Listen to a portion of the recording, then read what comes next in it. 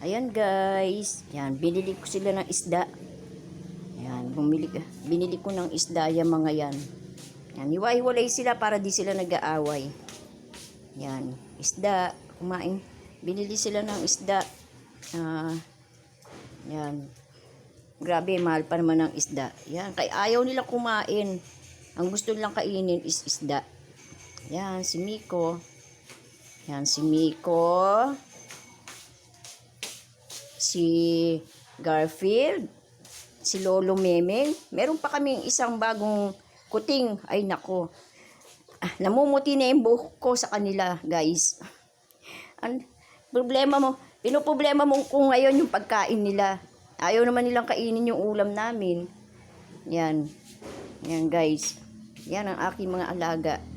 Yan, guys. Namumuti na ang buhok ko at nangungulubot na ang mukha ko sa iisip ko ano pa kain sa kanila.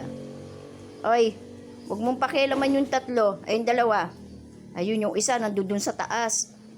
Ayan, guys. Mahirap pala mag-alaga. Ayan, thank you guys for watching.